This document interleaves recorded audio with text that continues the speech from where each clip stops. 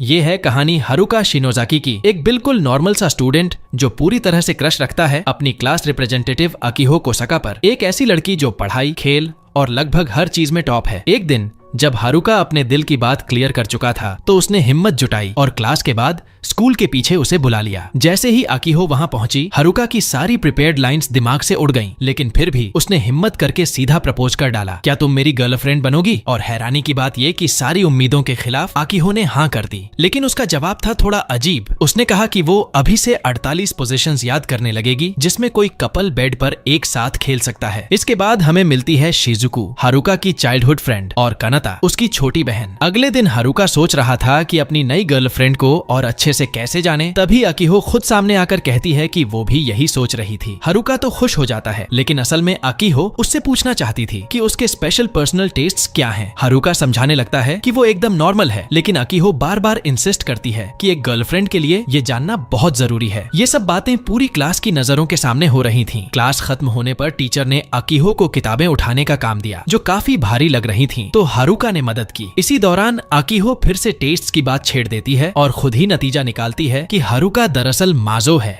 मतलब उसे पसंद है कि कोई उसे बेकार समझकर ट्रीट करे। बाद में जब हारुका ने उससे गर्लफ्रेंड होने की नाते एक फोटो मांगी तो अकीहो ने सीधी सादी फोटो देने के बजाय एक सजेस्टिव फोटो भेज दी, साथ में थोड़ा अजीब सा टेक्स्ट भी। स्कूल के बाद जब क्लास की लड़कियां रोमांटिक बातें कर रही थीं, तो अकीहो ने अपनी ट्रेडमार्क स्टाइल में उन्हें टिप्स देने की कोशिश की, लेकिन उसका अंदाज इतना ऑकवर्ड था कि लड़कियां डरकर भाग गईं। इसके बाद अकीहो सोचने लगी कि कहीं उसका बॉयफ्रेंड भी तो उसके बारे में वियर्ड नहीं सोचता, लेकिन हारुका की नजर में उसकी ये अजीब आदतें बिल्कुल मैटर नहीं करती थीं। ये देखकर अकीहो शर्मा गई और धीरे धीरे उससे और करीब होने लगी। रास्ते में कुछ लड़के अचानक धक्का मारते हैं और हारुका गलती से अकीहो के हाथ से टकरा जाता है और उसके होंठ करीब आने की वजह से हारुका का दिल तेज धड़कने लगता है। लेकिन अकीहो अपनी अलग ही स्टाइल में बोल पड़ती है, रिपीट करो ना, स्टिमुलेशन ज्यादा देर का नहीं था। अगले दिन हारुका थकान की शिकायत कर रहा था, तभी शिजुको टपक पड़ी और बोल दी कि शायद वो थकान पढ़ाई से नहीं बल्कि गंदी गंदी चीजें पढ़ने से हो रही है। दोनों की क्लोजनेस देखकर हारुका ने प्रॉपर्ली अकीहो और शिजुको का इंट्रोडक्शन कराया। शिजुको को जब पता चला कि हारुका की अब गर्लफ्रेंड है तो उसने बातें करना शुरू कर दी जो पूरी तरह गलत समझी जा सकती थीं। जैसे कि एक बार हारुका ने उसे बारिश में भीगने के बाद घर के अंदर खींच लिया था, जो सुनने में शेडी लगता है, लेकिन असल में उसने बस उसकी हेल्प की थी। शिजुको की ये चिपकू हरकतें देखकर अकीहो इरिटेटेड हो गई। हालांकि बाद में उसे लगा कि शायद उसने ज्यादा रिएक्ट कर दिया, इसलिए उसने तीनों को एक गेमिंग सेंटर ले जाकर मजा करने का सोचा और वहाँ सबने मिलकर फोटो खिंचवाई। उसके बाद अकीहो ने शिजुको की कुछ बातों को गलत तरीके से दिल पर ले लिया और सोचने लगी कि शायद वो हारुका को परेशान कर रही है, क्योंकि शायद उनकी रिलेशनशिप उतनी मजबूत नहीं है। इस बात को सीरियस लेकर अकीहो उसे स्कूल के जिम के पीछे वाले स्टोर रूम में बुलाती है। हारुका वहां पहुंचता है और देखता है कि अकीहो ने कोई अजीब सा कॉस्ट्यूम पहन रखा है और हाथ में ऐसे आइटम्स हैं जो सिर्फ उन लोगों को पसंद आते हैं जिन्हें दर्द से मजा आता है। लेकिन ये सब उसके प्लान के हिसाब से काम नहीं करता और रिलेशन मजबूत होने की बजाय और ऑकवर्ड हो जाता है। इसी दौरान अकीहो ये भी कन्फेस करती है कि उसे डर है कि कहीं वो एक अच्छी गर्लफ्रेंड साबित न हो पाए। हारुका अपनी ट्रेडमार्क जेंटल स्टाइल में उसे समझाता है कि शिजुको की बातें सुनने की जरूरत नहीं और उनकी रिलेशनशिप जैसी है वैसी ही परफेक्ट है, चाहे वो इंटेंस हो या काम, ये सिर्फ उन दोनों का फैसला होगा। इन बातों के बाद अकीहो पहली बार हारुका को नाम लेकर हारुका कुन बुलाती है। एक दिन बारिश में हारुका चाहता था कि दोनों एक ही छतरी शेयर करें, लेकिन अकीहो को ये इतना शर्मनाक लगा कि आखिर में दोनों को बिना छतरी के ही भीगते हुए घर भागना पड़ा। घर पहुंचकर हारुका उसे मैसेज भेजने ही वाला था कि तभी उसकी छोटी बहन कानाता उसे दरवाजे पर घूरते हुए दिखती है। पकड़े जाने पर कानाता अपने कमरे में भाग जाती है, लेकिन अंदर ही अंदर उसे जेलसी होती है कि उसका भाई अब उसकी बजाय किसी और को अटेंशन दे रहा है। अगले दिन कानाता सीधे क्लासरूम पहुंचकर अकीहो से मिलती है और वहां भी कम्पीट करने लगती है कि हारुका के ज्यादा करीब कौन है। अकीहो को ये सब अजीब लगता है, लेकिन हारुका समझाने की कोशिश करता है। फिर लंच ब्रेक में भी कानाता बीच में टपक पड़ती है और जबरदस्ती मुकाबला करती रहती है। एक वक्त तो ऐसा आता है जब वो अकीहो को धक्का मार देती है, जिससे हारुका गुस्सा होने वाला था, लेकिन कानाता रोने लगती है। इस पर दोनों लड़कियां एक दूसरे से माफी मांगती हैं और कानाता भी धीरे धीरे मान लेती है कि कि उसे अपने भाई की गर्लफ्रेंड के साथ ठीक से रहना चाहिए। फिर आता है कैंपस क्लीनिंग डे, जहाँ क्लास रिप्रेजेंटेटिव होने की वजह से अकीहो एक जबरदस्त मोटिवेशनल स्पीच देती है ताकि सबको सफाई करने में मजा आए। सफाई के दौरान शिजुको हमेशा की तरह हारुका के साथ डबल मीनिंग जोक्स करने लगती है और कानाता झाड़ू के डंडों को अजीब तरह से इस्तेमाल करने लगती है। दूसरी तरफ अकीहो अकेली सफाई कर रही थी, तभी उसने कुछ लड़कों को ये कहते सुना कि उनमें से एक बार बार गर्लफ्रेंड बदलता रहता है। ये सुनकर अकीहो थोड़ा परेशान हो जाती है और सोचती है कि कहीं हारुका भी उसके बारे में ऐसा ना सोच ले। जब वो हारुका से इस बारे में पूछती है तो वो पहले तो कैजुअली कह देता है कि शायद अब पर्सनल बातें शेयर करने का टाइम है, लेकिन फिर तुरंत अपनी बात सुधार लेता है। इस वजह से अकीहो उस पर और भरोसा करती है और उससे और करीब आने लगती है। कुछ दिनों बाद अकीहो टीवी पर देखती है कि अगर कोई गर्ल अपने बॉयफ्रेंड के लिए बेंटो बनाए तो उससे उसका दिल जीता जा सकता है। ये आइडिया लेकर अकीहो खुद खाना बनाने की कोशिश करती है, लेकिन नतीजा निकलता है एक अजीब सी काली मैस जो दिखने में ऐसी लग रही थी जैसे उसकी अपनी कॉन्शियसनेस हो और किसी से डील करने को तैयार हो ताकि उसे ज्यादा पावर मिल जाए। ये सब शिजुको के परफेक्टली बने टेस्टी बेंटो से बिल्कुल उलट था। शिजुको के खाने को देखकर हारुका पूछता है कि क्या उसने ये घर पर बनाया है, और जब शिजुको हाँ कहती है तो अकीहो घुटनों पर बैठकर उससे रिक्वेस्ट करती है कि वो उसे कुकिंग सिखाए, क्योंकि उसे खुद बिल्कुल भी नहीं आता। शिजुको हमेशा की तरह अपने डबल मीनिंग जोक्स से माहौल को हिला देती है, यहाँ तक कि किचन में खाना बनाते वक्त भी उसकी बातें कहीं से भी सीधी नहीं होती। इसी दौरान जब हारुका बाथरूम से लौट रहा होता है तो वो सुन लेता है कि अकीहो अपने स्कूल में बात कर रही है कि लड़कियों के बीच कुछ करना इतना भी बुरा नहीं है। ये सुनकर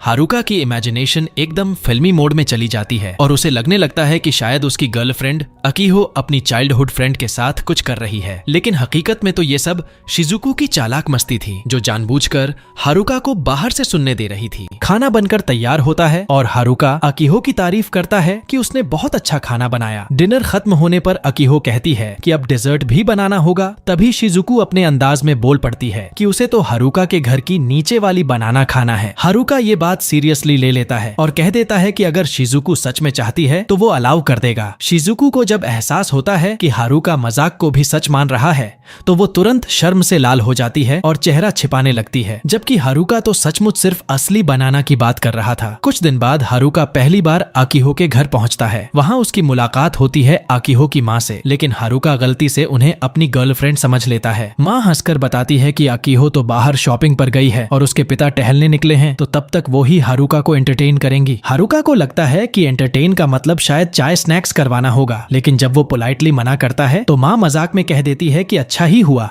वरना ये तो एडल्ट्री माना जाता। फिर वो कैजुअली हारुका से पूछती हैं कि कितने कैरी कर रखे हो। हारुका सोचता है कि वो एज पूछ रही हैं और जवाब देता है 17, लेकिन माँ साफ कर देती हैं कि उनका मतलब कॉन्डम्स से था, क्योंकि फैमिली प्लानिंग जरूरी है। इसी बीच अकीहो के पिता लौट आते हैं और हारुका को फैमिली एल्बम्स दिखाने लगते हैं। फोटो देखते देखते उन्हें याद आता है कि जब अकीहो छोटी थी तब उसकी माँ ने उस पर बहुत वियर्ड और एज से आगे की बातें थोप दी थी। तभी हारुका का पेट जोर से गुड़गुड़ाता है, क्योंकि वो तो अकीहो के साथ लंच का प्लान बनाकर आया था। मजबूरी में वो माँ को कह देता है कि चलिए साथ में लंच कर लेते हैं, लेकिन माँ इसे भी गलत मतलब में ले लेती हैं। उसी वक्त अकीहो आ जाती है और कहती है कि वो जाकोबॉन खरीद लाई है लंच के लिए, लेकिन माँ इसे भी डबल मीनिंग समझकर गलत दिशा में सोच लेती हैं। हालात इतने ऑकवर्ड हो जाते हैं कि माँ और बेटी मिलकर किसी तरह टॉपिक बदलने की कोशिश करती हैं और पिता से हेल्प मांगने दौड़ पड़ती हैं, लेकिन वो भी इस पूरे सीन को अलग ही एंगल से समझ लेते हैं और दोनों औरतें सोच बैठती हैं कि हारुका की प्रेफरेंसेस कुछ और ही हैं। खैर, लंच पर बैठते वक्त पिता हारुका का शुक्रिया अदा करते हैं कि वो घर आया और साथ ही उससे कहते हैं कि वो उनकी बेटी का हमेशा ख्याल रखे। कुछ दिन बाद हारुका और अकीहो अपनी पहली ऑफिशियल डेट पर निकलते हैं। सबसे पहले वे एक सिनेमा घर जाते हैं जहाँ सरप्राइजिंगली एक थोड़ी बोल्ड सी मूवी चल रही थी। उसके बाद दोनों पार्क में घूमते हैं और आखिर में अकीहो डिसाइड करती है कि डेट खत्म करने के लिए उसे एक खास चीज करनी होगी। हारुका और अकीहो की डेट खत्म होने पर जब अकीहो उससे पूछती है कि उसे सबसे ज्यादा क्या पसंद आया, तो हारुका बड़े प्यार से जवाब देता है कि उसके लिए सबसे अच्छा पल बस उसके साथ वक्त बिताना था। लेकिन अकीहो इन शब्दों को थोड़ा गलत लेती है। उसे लगता है कि शायद उसने रिसर्च और डेटिंग स्टडीज में इतना ध्यान दिया कि हारुका को असली फन मोमेंट्स नहीं मिले। उसकी उदास प्रतिक्रिया देखकर हारुका तुरंत कहता है कि अगले रविवार फिर बाहर चलेंगे और इस बार चेरी ब्लॉसम के आखिरी दिनों का मजा लेंगे। ये सुनकर अकीहो फिर से खुश हो जाती है। स्कूल में एक दिन अकीहो अचानक चक्कर खाकर गिर जाती है और हारुका उसे फौरन नर्स रूम ले जाता है। वहाँ की नर्स भी शिजुको की तरह हर बात में डबल मीनिंग घुसा देती है। चेक करने के बाद नर्स कहती है कि ये बस सर्दी जुकाम है और वो उसकी माँ को बुला लेगी, क्योंकि हारुका उसकी हालत को लेकर बहुत परेशान दिख रहा था। हमेशा की तरह अकीहो की माँ आते ही बातें फिर उसी मदर डॉटर एक्टिविटीज वाली दिशा में मोड़ देती हैं और माहौल और ऑकवर्ड बना देती हैं। आखिरकार वो अपनी बेटी को आराम के लिए घर ले जाती हैं। रविवार आता है और दोनों काफी एक्साइटेड होते हैं क्योंकि मौसम साफ है और धूप खिली है। लेकिन स्पॉट पर पहुंचकर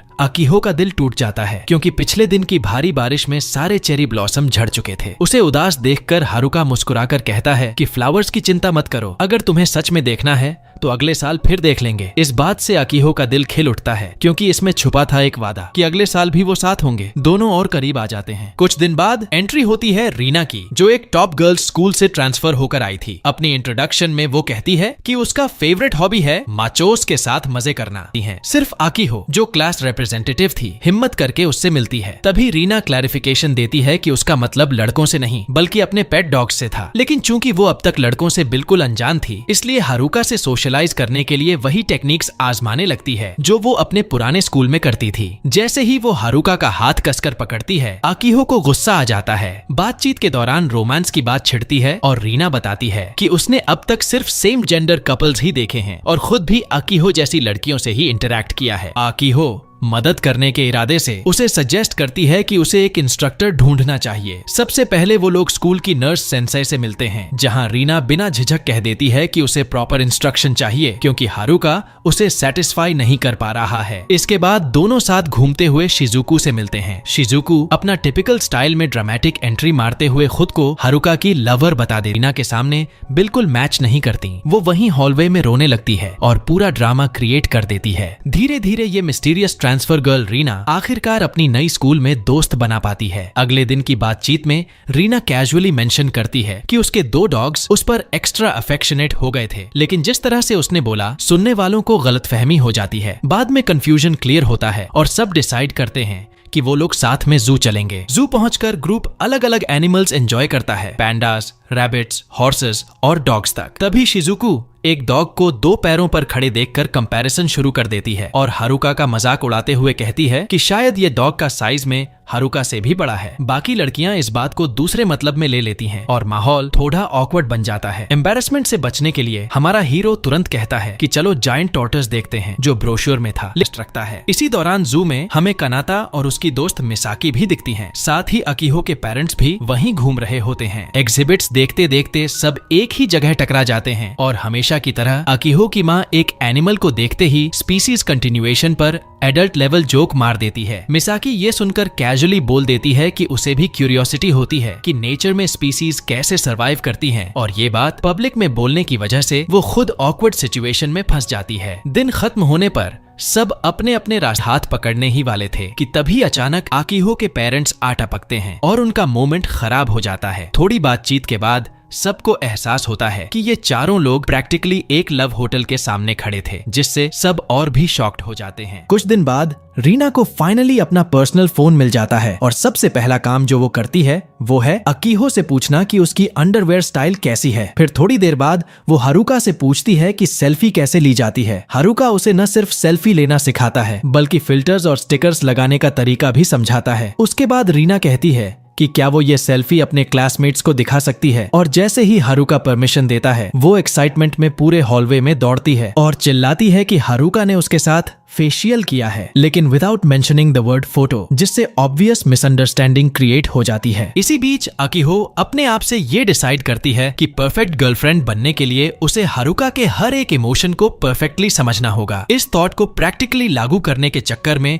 वो हारुका की ओवर केयर करने लगती है, उसे किताबें लाकर देना, हर काम में मदद करना और प्रैक्टिकली उसकी सर्वेंट जैसा बिहेव करने लगती है। क्लासमेट्स ये सब देखकर हारुका के बारे में गलत बातें करना शुरू कर देते हैं कि वो अपनी गर्लफ्रेंड से ज्यादा काम करवा रहा है। टायर्ड होकर हारुका उसे कहता है कि प्लीज अब ये सब बंद कर दो, लेकिन अकीहो उसकी बात को गलत समझ लेती है और सबके सामने लाउड वॉइस में उससे कुछ ऐसा कह देती है जिससे सिचुएशन और भी ज्यादा शर्मनाक हो जाती है। अकीहो जब अपने बॉयफ्रेंड के लिए और भी ज्यादा मेहनत करने लगती है तो क्लास के बाकी लोग हारुका की रेप्यूटेशन और भी नीचे गिरा देते हैं। क्लासेस खत्म होने के बाद हमें साओरी से मुलाकात होती है, जो बाकी क्लास रिप्रेजेंटेटिव्स के साथ एकेडमिक टॉपिक्स पर डिस्कशन कर रही होती है। प्रपोजल्स के दौरान अकीहो अपने सिग्नेचर स्टाइल में सजेस्ट करती है कि स्टूडेंट्स को परमिशन दी जानी चाहिए कि वो पर्सनलाइज्ड एडल्ट मैगजीन्स लेकर आ सकें, क्योंकि इससे उनका स्ट्रेस कम होगा और एकेडमिक परफॉर्मेंस बेहतर होगी। नेचुरली साओरी इस बात को स्ट्रेट अवे रिजेक्ट कर देती है, लेकिन अकीहो तुरंत उसे पलटकर बोलती है कि कुछ दिन पहले उसने खुद साओरी को म्यूजिक रूम में थोड़ी बोल्ड बातें करते सुना था, तो उसे लगा था कि साओरी तो इस प्रपोजल से सहमत होगी। इसके बाद हारुका अकीहो का परेशान करने वाला हिकअप ठीक करने के लिए तरीका ढूंढता है। जब अकीहो अपनी टास्क कर रही होती है, तभी शिजुको पास के एक क्यूबिकल में छुपकर उन्हें स्केयर करने के लिए इंतजार कर रही होती है। वो सुन लेती है कि हारुका कह रहा है, भले ही थोड़ा अचानक है, लेकिन वो धीरे धीरे एक टेस्ट ट्यूब को अंदर डालना चाहता है। शिजुको ये सुनकर डबल मीनिंग समझ लेती है, घबराकर पीप होल से झांकती है, लेकिन गिर जाती है और दोनों को एक बहुत अजीब पोजीशन में देख लेती है। बाद में क्लियर होता है कि हारुका तो बस अकीहो को छींक दिलाना चाहता था ताकि उसका हिकअप रुक जाए, लेकिन यहाँ शिजुको खुद ही हिचकी पकड़ लेती है और फिर अपने ट्रेडमार्क नॉटी अंदाज में हारुका को इरिटेट करने लगती है। दूसरी तरफ कनाता और मिसाकी शॉपिंग कर रहे होते हैं। मिसाकी ढेर सारी मिठाइयां ले रही होती है, तभी गलती से वो एक चॉकलेट फ्लेवर्ड प्रोटेक्शन पैक उठा लेती है, जिसे स्नैक्स समझ बैठी थी। जब उसे एहसास होता है तो वो क्लर्क से पूछना चाहती है कि ये सही जगह पर रखा है या नहीं, लेकिन सोचती है शायद गलती उसी की है और चुप रहती है। प्राइस देखकर उसे लगता है कि ये कोई बहुत हाई क्वालिटी चॉकलेट है, तो वो खुशी खुशी खरीद लेती है। क्लर्क उसे डिस्क्रीटली ब्लैक बैग ऑफर करता है, लेकिन मिसाकी मुस्कुराकर मना कर देती है और कहती है कि वो तो स्कूल में ही सबके सामने खोलकर खाने वाली है। अगले दिन स्कूल में वो उसी बॉक्स को हाथ में प्राइडली पकड़कर एंट्री करती है और सब क्लासमेट्स नर्वस हो जाते हैं। मिस की प्राइडली अनाउंस करती है कि ये उसकी पहली बार है और वो बहुत एक्साइटेड है, लेकिन सिर्फ 10 सेकंड बाद उसकी वो बड़ी मुस्कान बदलकर आंसुओं के समुद्र में तब्दील हो जाती है। कुछ दिन बाद हमें मिलता है होशिकावा सेया से, एक हैंडसम और बेहद पॉपुलर लड़का जिसके पीछे सारी लड़कियां पागल हैं। उसकी पॉपुलैरिटी देखकर हारुका डर जाता है कि कहीं उसकी गर्लफ्रेंड अकीहो भी सैया के चार्म में ना फंस जाए। तभी वो देखता है कि अकीहो सैया से ऐसे बातें कर रही है जैसे दोनों बहुत पुराने क्लोज दोस्त हों। शिजुको वहां से गुजर रही होती है और हारुका उससे बेहद अजीब सवाल पूछता है कि दोस्ती में कितनी बाउंड्रीज तक जाना सही है, सिर्फ हाथ पकड़ना, गले लगाना या उससे भी आगे। लेकिन होश में आते ही हारुका हिम्मत जुटाकर खुद सैया और अकीहो के पास जाता है और पूछता है कि क्या वो दोनों सिर्फ दोस्त हैं या फिर स्पेशल फ्रेंड्स। सैया फिर साफ करता है कि वो असल में अकीहो से गाइडेंस ले रहा था ताकि वो बाकी लड़कों के साथ बेहतर रिलेशंस बना सके, क्योंकि उसकी ओवर पॉपुलैरिटी की वजह से लड़के उसे बिल्कुल पसंद नहीं करते। हारुका जितनी भी कोशिश करता सैया से घुलने मिलने की, सब फेल हो जाती हैं। लेकिन हारुका की नेचुरली दयालु नेचर देखकर उसे लगता है शायद सैया उसका अच्छा दोस्त बन सकता है। जब सच सामने आता है और हारुका दोस्ती के लिए हाँ कर देता है, तो सैया की सस्पिशियसली ज्यादा खुशी साफ इशारा देती है कि उसे लड़कों में थोड़ा अलग टेस्ट है। और अगर हारुका अपनी पवित्रता को लेकर टेंशन ले रहा था, तो असली खतरा अकीहो नहीं बल्कि सैया है। इसी बीच स्कूल में तानाबाटा फेस्टिवल शुरू होता है, जहाँ सब बच्चे अपनी छोटी छोटी इच्छाएं लिखकर बैम्बू ट्री पर टांग रहे होते हैं। शिजुको अपनी पहली विश में अपने दोस्त की ज्वेल्स सलामत रहने की दुआ मांगती है और जब हारुका उसे देख लेता है तो वो जल्दी से छुप जाती है ताकि उसका दूसरा स्लिप न दिख जाए, लेकिन वो नीचे गिर जाता है जिस पर साफ लिखा होता है कि प्लीज मेरे फ्रंट पार्ट्स थोड़े और बड़े हो जाएं। उसी समय रीना भी अपनी विशेस टांग रही होती है और हारुका को पता चलता है कि उसकी ख्वाहिश है अपनी बहनों से और गहरी बॉन्डिंग बनाने की। हारुका तुरंत टॉपिक बदल देता है, लेकिन जब सैया तारों को गिनते हुए अपने ख्वाबों के बारे में बताता है तो हारुका स्टार्स को आपस में जुड़ा हुआ एक गहरा नजदीकी रिवर बताता है। ये सुनकर सैया उसकी आंखों में देखते हुए कहता है कि हाँ, वही कनेक्शन उसे भी महसूस हो रहा है, एक ऐसा कनेक्शन जो बेहद इंटीमेट था। कुछ दिन बाद सेंसी अनाउंस करती है कि अगला दिन सॉफ्टबॉल टूर्नामेंट का होगा। प्रैक्टिस सेशन में जब सारे बच्चे वार्म अप कर रहे होते हैं तो अकीहो अपने टिपिकल ड्रामा मोड में हारुका को अजीब तरह से स्ट्रेच कराने लगती है। हारुका उसे नॉर्मल तरीके से करने को कहता है, लेकिन अकीहो उसे गलत समझकर और ऑकवर्ड बना देती है। हारुका पिचिंग में बार बार फेल हो रहा होता है, उसकी गेंद हर बार कर्व होकर निकलती है और फ्रस्ट्रेशन में वो सोचता है अपनी गर्लफ्रेंड को इम्प्रेस कैसे करे। तभी उसकी मुलाकात सैया से होती है जो गेम के बारे में काफी नॉलेज रखता है। दूसरी तरफ सेंसे अकीहो को कुछ सामान स्टोर रूम में रखने भेजती है, लेकिन वहाँ उसे हारुका और सैया की वॉइसेस सुनाई देती हैं। दोनों बहुत हैवी ब्रीथिंग में बात कर रहे होते हैं। क्यूरियोसिटी में जाकर जब अकीहो उन्हें देखती है तो हारुका एक बेहद कॉम्प्रोमाइजिंग पोजीशन में नजर आता है, जैसे वो कोई बेहद गलत काम कर रहा हो। पूछने पर हारुका और सैया बस इतना कहते हैं कि कल टूर्नामेंट में वो सब सामने आ जाएगा। टूर्नामेंट शुरू होता है और शिजुकू अपनी यूजुअल क्लमजी स्टाइल में बार बार मिस करती है। फिर जब आखिरकार वो गेंद मारती है, पहली बॉल सैया के बॉडीगार्ड्स आराम से पकड़ लेते हैं, लेकिन दूसरी सीधी जाकर सैया के सबसे सेंसिटिव हिस्से पर लगती है। सैया दर्द से जमीन पर गिर जाता है और हारुका तुरंत दौड़कर उसे संभालता है, माफी मांगता है और उसी कॉम्प्रोमाइजिंग पोजीशन में दोनों आ जाते हैं, जिसे देखकर अकीहो को याद आ जाता है कल वाली बात और वो पूरी तरह टूट जाती है। कंपटीशन के बाद हारुका अकीहो को एक्सप्लेन करता है कि असल में वो तो बस सैया के साथ प्रैक्टिस कर रहा था ताकि टूर्नामेंट में अच्छा परफॉर्म कर सके। हारुका अपनी गर्लफ्रेंड को दिखाना चाहता था कि वो किस मिट्टी का बना है और जब अकीहो ये सब देखकर खुश होती है तो दोनों का रिश्ता और करीब आने लगता है। एक दिन डेट पर दोनों पार्क में घूम रहे थे, जहाँ उन्हें एक बेहद ट्रेन्ड डॉग मिलता है, लेकिन उसका ओनर आसपास नहीं होता। अकीहो उसे खाना देने की कोशिश करती है, लेकिन खाना उसके हाथ पर गिर जाता है और डॉग एक अजीब सजेस्टिव अंदाज में उसके हाथ चाटने लगता है। वो डॉग से ट्रिक्स भी कराते हैं, जैसे बॉल लाना, लेकिन हर बार वो अजीब तरीके से बिहेव करता है। जब अकीहो ने उसे बेग करने का ऑर्डर दिया तो डॉग सीधा उसकी स्कर्ट के नीचे घुस गया और उसकी टांगें चाटने लगा, वो भी इतने सजेस्टिव अंदाज में कि हारुका पूरी तरह शॉक्ड रह गया। तभी अचानक उसकी ओनर सामने आती है और वो कोई और नहीं बल्कि रीना होती है। कुछ दिन बाद हारुका की क्लास स्कूल ट्रिप पर निकलती है। खाना बनाते वक्त हारुका सब्जी काटते काटते हल्का सा घायल हो जाता है और सैया उसे देखकर तुरंत उसकी चोट को अपने मुंह से डिसइंफेक्ट करने की कोशिश करता है। ये देख अकीहो बीच में आकर खुद उसकी चोट साफ करती है और सीन को संभाल लेती है। उसी दौरान रीना भी खाना बना रही होती है और हारुका को लगता है कि वो कुछ सस्पिशियस चीज फूड में मिला रही है। हारुका उसे रोकने की कोशिश करता है, लेकिन पता चलता है कि वो तो बस अपने बॉडीगार्ड्स को एक्स्ट्रा एनर्जी देने वाला इंग्रेडिएंट डाल रही थी। रात को टेस्ट ऑफ करेज का समय आता है। अकीहो इसे मौका मानती है हारुका के करीब आने का और तुरंत उससे चिपक जाती है ताकि हारुका की पवित्रता खतरे में न पड़े। रास्ते में हारुका और अकीहो की मुलाकात सायो से होती है, जो उन्हें डराने आई थी लेकिन पकड़ी जाती है। वो शर्मिंदा होकर माफी मांगती है, लेकिन फिर कैजुअली पूछती है कि क्या दोनों जंगल में थोड़ा रोमांटिक होने का प्लान रखते हैं, क्योंकि उसे दूसरों को इस तरह सीक्रेटली देखना बहुत पसंद है। आगे बढ़ते हुए उन्हें अचानक एक लड़की की चीख सुनाई देती है। जांच करने पर पता चलता है कि वो रीना थी, जिसने अपनी स्किल्स से कुछ गर्ल्स को डरा दिया था जो उसे ही डराने आई थी। फिर ग्रुप की मुलाकात सैया से होती है, जो फुल टार्जन मोड में पेड़ों से झूलते हुए उन्हें डराने की कोशिश करता है, लेकिन जैसे ही हारुका उसे देखता है वो खुद डर जाता है और सैया को पकड़कर गिरा देता है।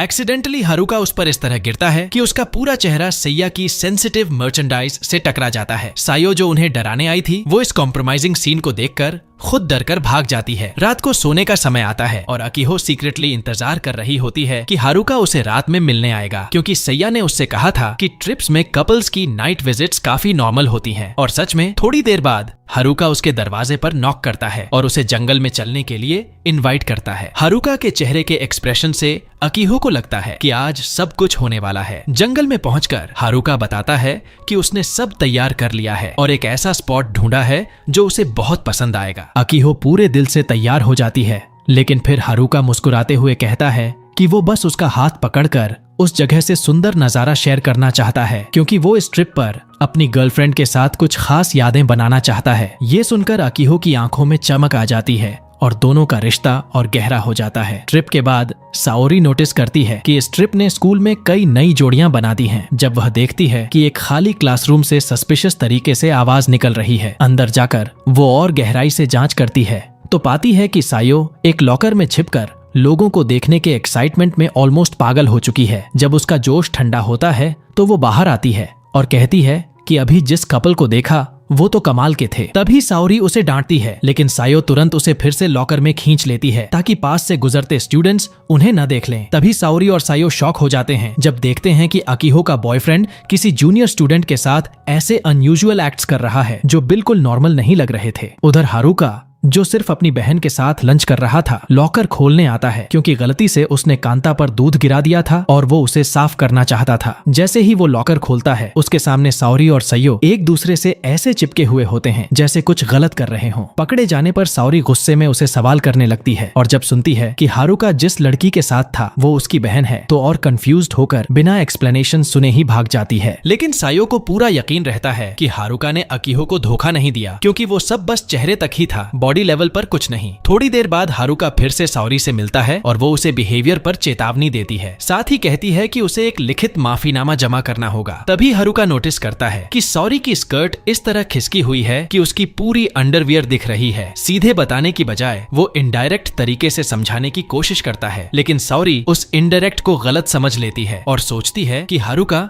उसे कुछ इनअप्रोप्रिएट ऑफर कर रहा है। तभी अकीहो भी वहां पहुंच जाती है और सिचुएशन को और ऑकवर्ड बना देती है, ये सोचकर कि साओरी शायद खुद सब एक्सपोज करने में मजा लेती है। इसके बावजूद साओरी हारुका को सेंसुअल चीजों का फैन मानकर उसे डांटती रहती है। जब उसे असलियत का एहसास होता है तो वो शॉक में पड़ जाती है, क्योंकि हारुका तो बस उसकी मदद करना चाहता था। गिल्ट और रिस्पेक्ट दोनों महसूस करते हुए वो हारुका का हाथ पकड़कर अपॉलॉजी लिखने के लिए साथ चल पड़ती है। स्विम क्लास खत्म होने के बाद अकीहो अचानक रियलाइज करती है कि वो अपनी नीचे चेंज करना भूल गई है, क्योंकि उसने स्विम सूट यूनिफॉर्म के नीचे स्कूल यूनिफॉर्म पहना हुआ था। सायो तुरंत समझ जाती है कि अकीहो अब बिना कच्चा के है और वो एक्साइटमेंट में उसे उसके हारुका के पास ले जाती है। हारुका को इस बात की भनक नहीं होती और वो उसे बाहर ले जाकर थोड़ा समय साथ बिताना चाहता है। हारुका उसे जंगल में ले जाता है ताकि भीड़ से दूर क्वालिटी टाइम मिल सके। अकीहो सोचती है कि हारुका उसकी इस बड़ी गलती को समझ गया है और अब सब एक्सपोज हो जाएगा। वो ऑलमोस्ट अपनी पूरी नारंगी हारुका को दिखाने ही वाली थी कि तभी हारुका को एहसास होता है कोई उन्हें चुपके से देख रहा है और अकीहो भी सब नोटिस कर लेती है, जिससे सायो टाइम रहते रुक जाती है। इसके बाद फिजिकल एजुकेशन की क्लास खत्म होती है और हारुका, अकीहो और रीना मिलकर क्लास का सामान अरेंज कर रहे होते हैं। इसी दौरान रीना फिसलकर एक नेट में बुरी तरह फंस जाती है। हारुका और अकीहो उसे बाहर निकालने की कोशिश करते हैं, लेकिन इस कोशिश में वो खुद भी नेट में उलझ जाते हैं। इतने में टीचर को कोई परवाह नहीं होती और वो स्टोर रूम को बंद करके चली जाती है। अंधेरे स्टोर रूम में रीना हारुका से चिपक जाती है और अकीहो जब उसे ढूंढने की कोशिश करती है तो वो भी उन पर गिर पड़ती है। हारुका जैसे ही लाइट जलाता है, सामने का सीन ऐसा होता है कि उसकी गर्लफ्रेंड और रीना दोनों एक बेहद सजेस्टिव पोजीशन में उसके साथ फंसी होती हैं। रीना के बॉडीगार्ड्स अंदर घुसते हैं और जब वो लड़कियों को उस हाल में देखते हैं तो तुरंत अस्यूम कर लेते हैं कि हमारा हीरो कुछ अजीब टेस्ट वाला इंसान है। अपनी थ्योरी को और कंफर्म करने के लिए वो हारुका को उसके घर पर एक इन्फ्लेटेबल टॉय भेजते हैं, उस पर लिखकर अब इस टॉय का मजा लो फॉलन सोल्जर भाई। कुछ ही देर बाद हारुका की अकीहो के साथ डेट फिक्स थी, लेकिन अचानक अकीहो को कैंसिल करना पड़ता है क्योंकि उसके पापा की पीठ में चोट लग जाती है। उसकी माँ के मुताबिक पापा ने पिछली रात ज्यादा मेहनत कर ली थी। अकीहो माफी मांगकर चली जाती है और हारुका अकेला रह जाता है। तभी उसकी मुलाकात शिजुको से होती है, जो अकेली घूम रही थी। शिजुको उसे देखकर छेड़छाड़ शुरू कर देती है, सो कॉल्ड उसे शर्मिंदा करने के लिए। लेकिन आयरॉनिक ये होता है कि खुद शिजुको ही लाल हो जाती है। दोनों शॉपिंग पर निकलते हैं। पहले शिजुको कपड़े ट्राई करते वक्त हारुका से अपनी ब्लाउज की हुक लगवाती है ताकि उसे छेड़ सके। फिर हेल्थ स्टोर में ले जाकर कॉन्डम्स वाली सेक्शन में खड़ी होकर हारुका से कहती है ये स्नैक्स खरीद लो।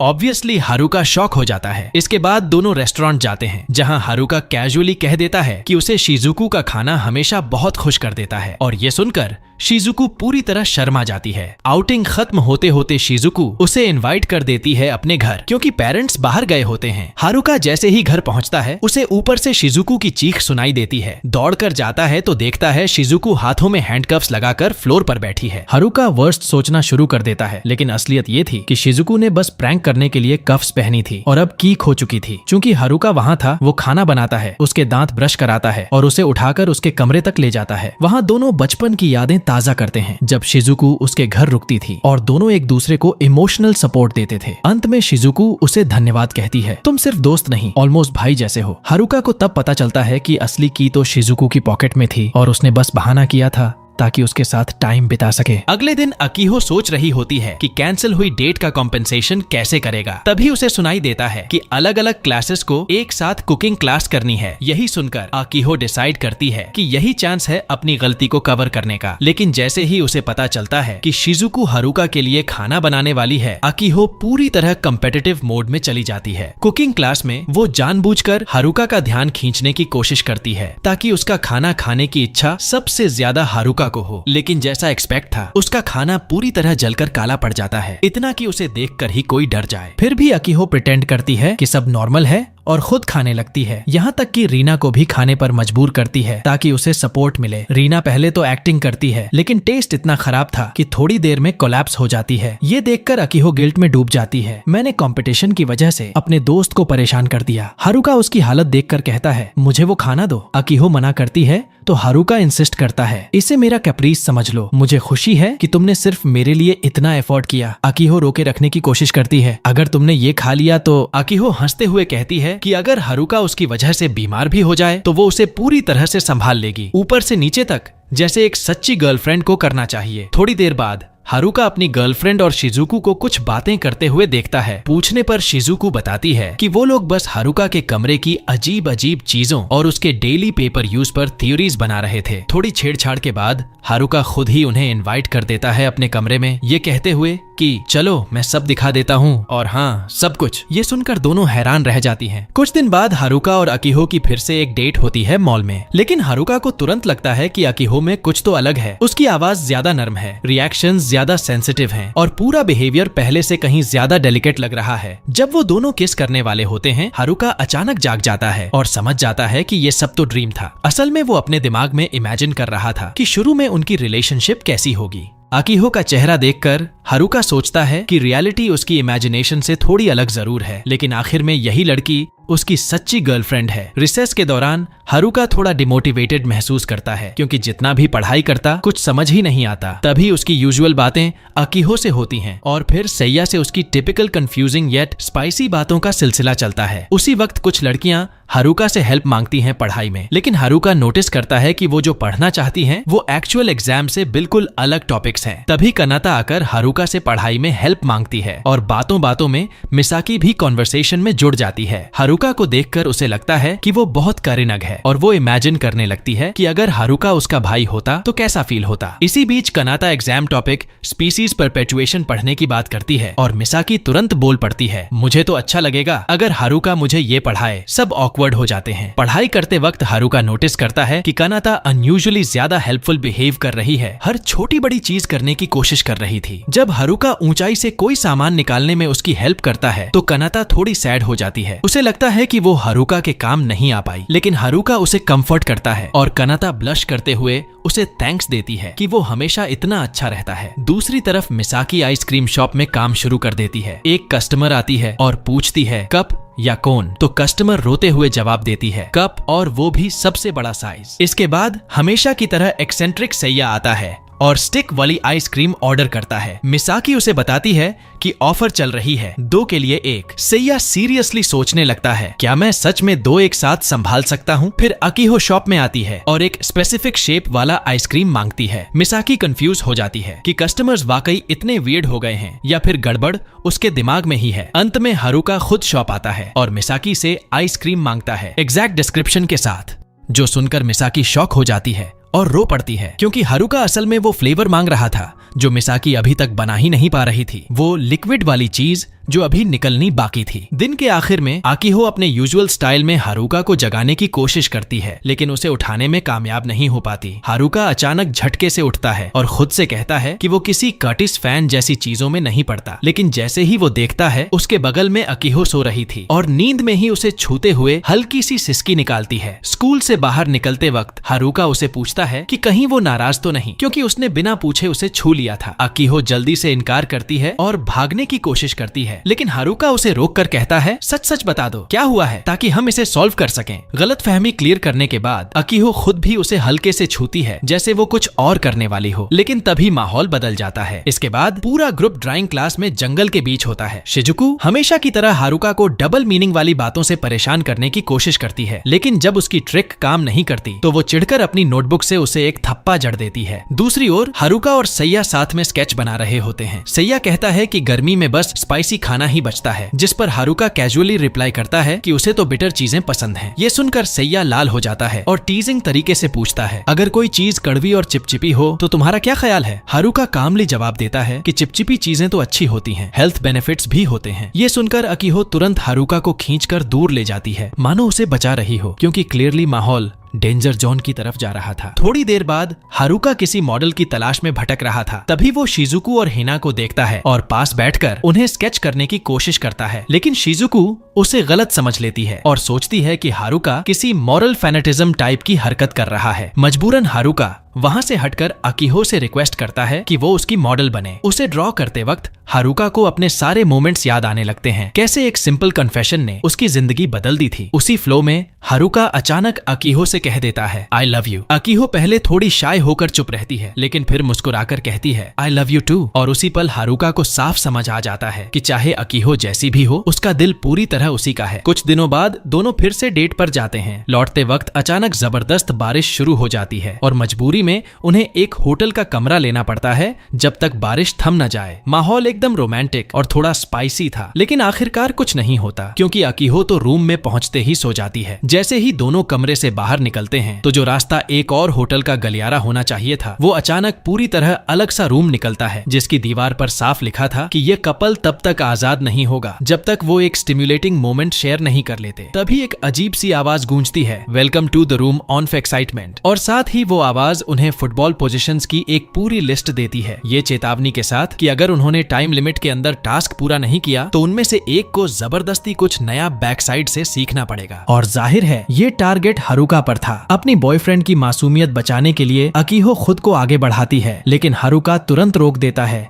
और कहता है रुको अकीहो, ये टास्क हम साथ में पूरा करेंगे। फिर वो अकीहो को अपनी बाहों में लेकर पूरी तरह संभालता है। भले ही बाहर से अकीहो तैयार लग रही थी, हारुका महसूस करता है कि वो अंदर से कांप रही है, इसलिए वो उसे गले लगाकर शांत करने की कोशिश करता है। जैसे ही दोनों एक दूसरे को किस करने ही वाले थे, अचानक अकीहो का बैग नीचे गिर जाता है और उसमें से निकले छोटे छोटे टेडी बेयर्स उनकी डेट पर जीते गए थे। मजेदार बात ये रही कि वही टेडी बेयर्स अपने आप उस अजीब कमरे में मांगी गई पोजीशन बना देते हैं। इस तरह बिना कुछ किए ही मिशन पूरा मान लिया जाता है और दोनों को अचानक उनके यूनिफॉर्म पहनाकर होटल से बाहर फेंक दिया जाता है, मानो वो वहां कभी गए ही न हो। इसके बाद आते हैं फाइनल एग्जाम्स, जहां पूरे ग्रुप को सिवाय अकीहो के कॉम्प्लीमेंट्री हेल्थ क्लासेस में रुकना पड़ता है। सेंसे इस सिचुएशन से निकलने के लिए अकीहो को अपनी असिस्टेंट बना देती है, क्योंकि हारुका ने उसी सब्जेक्ट में सबसे अच्छे मार्क्स निकाले थे जिसमें बाकियों की बैंड बजी थी। अब अकीहो पर पूरी क्लास को संभालने की जिम्मेदारी आ जाती है। सेंसे अपने क्विर्की अंदाज में सबको खेल खेलने को कहती है, कुछ वैसा जैसे किंग्स गेम, लेकिन इस बार मार्बल्स से खेलना था और वो मार्बल्स थे हमारे हारुका के। इंस्ट्रक्शंस इतनी वियर्ड और ज्यादा ब्रूटल थी कि प्रैक्टिकली ये गेम खेलना नामुमकिन था। आखिर में सब फेल हो जाते हैं और एनीमे यहीं खत्म हो जाती है। धन्यवाद दोस्तों आखिर तक साथ बने रहने के लिए। और अब आपकी स्क्रीन पर बाकी के वीडियोस दिखेंगे